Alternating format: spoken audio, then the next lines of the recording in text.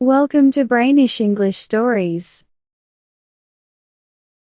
I suppose if Bingo had been a serious person, he would have felt very sad about his broken engagement. But I didn't let it bother me much. Less than a week later, I saw Bingo dancing happily at a club. Bingo always bounces back. When he's in love, he takes it very seriously.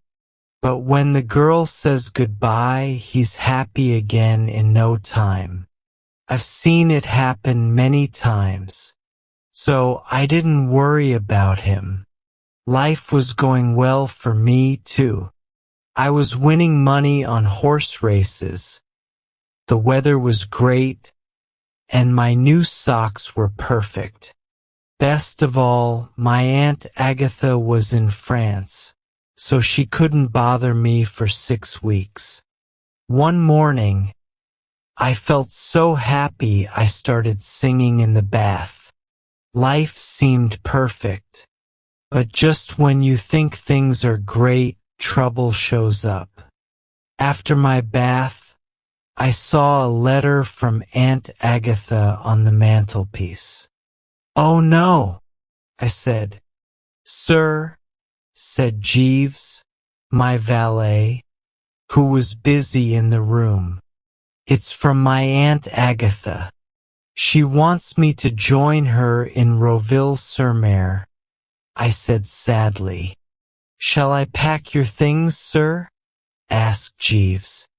"Yes, I suppose so," I replied. It's hard to explain why my Aunt Agatha scares me so much. She doesn't control my money or anything like that. It's just her personality. Since I was a child, she could make me nervous with just one look. She's tall with a sharp nose, eagle eyes, and gray hair, and she's very serious. When Aunt Agatha said I must go to Roville, I didn't even think about saying no. If she said I had to go, I had to go. "Why do you think she wants me, Jeeves?" I asked my valet. "I don't know, sir," he replied. "There was only one good thing about this trip.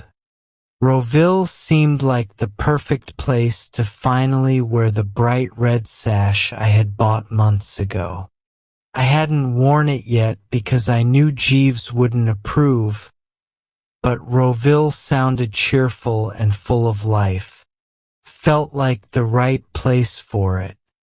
After a rough boat ride and a bad night on the train, I arrived in Roville early in the morning. It's a nice place with beaches, hotels, and casinos. Without Aunt Agatha, it would be perfect for a fun week.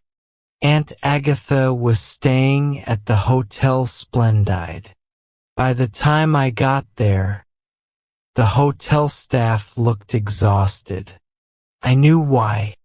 Aunt Agatha always complains. She had probably made them change her room more than once and told them everything that was wrong with the hotel. When I met her, she seemed happy but in a serious way. She almost acted like a mother. "I'm so glad you came, Bertie," said Aunt Agatha.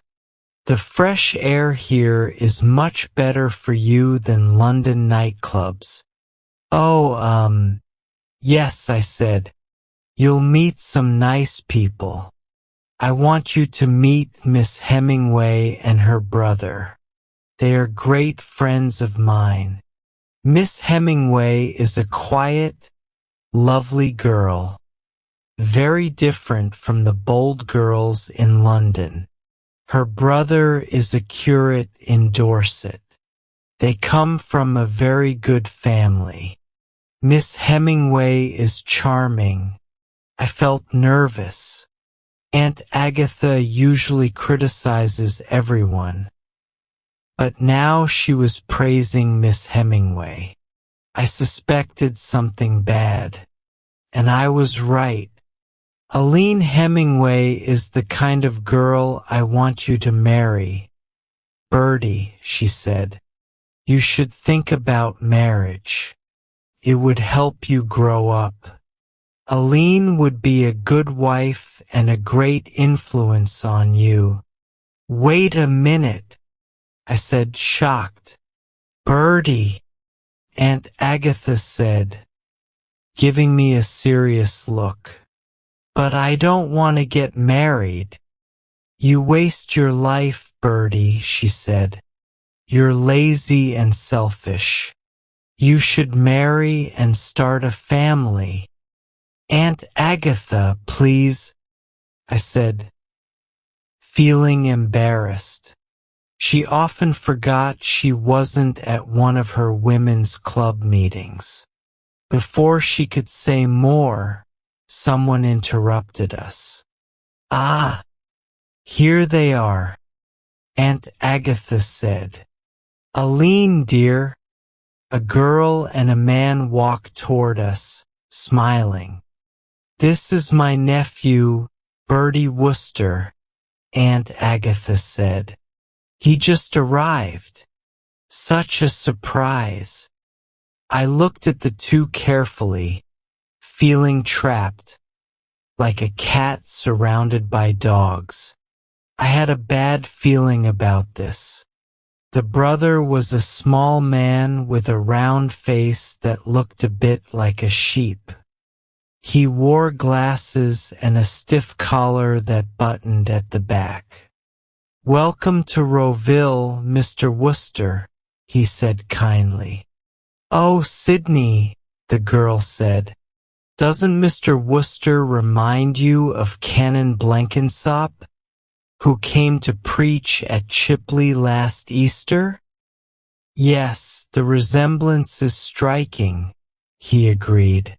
They stared at me like I was something in a museum. I stared back and looked at the girl. She was very different from the bold London girls Aunt Agatha always complained about. She wore a plain dress, her hair was neat, and she had a mild, kind face. She looked so respectable that I thought, she must play the organ in a village church.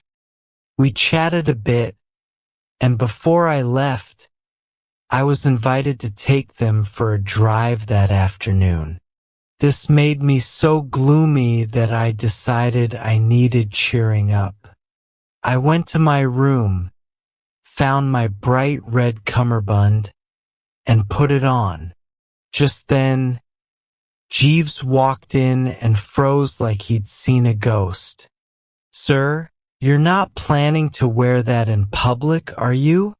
He asked in a serious tone. The cummerbund? Of course, I said cheerfully. I wouldn't recommend it, sir. Very loud. Jeeves, I said firmly, you're too stuck in your ways. This is Rowville, not London. Here, a bit of color is expected. I even saw a man downstairs wearing a yellow velvet suit. Very good, sir, said Jeeves, looking disapproving. It was upsetting. Jeeves and I were clearly not on the same page, and now things felt tense.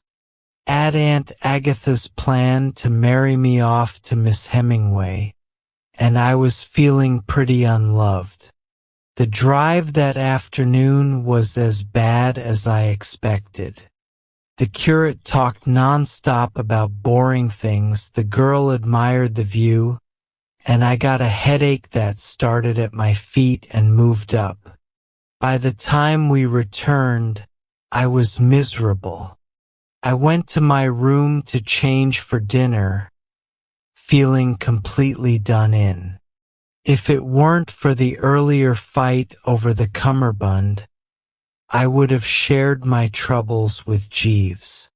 But I couldn't keep everything to myself. Jeeves, I said. Yes, sir. Make me a strong brandy and soda. Yes, sir.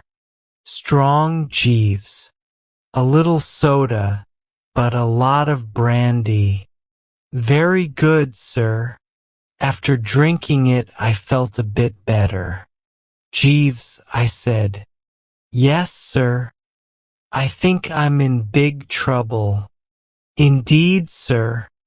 He still seemed distant, probably upset about the cummerbund. I tried to explain. Have you seen a girl around here with her brother? The parson? Miss Hemingway, sir? Yes, sir.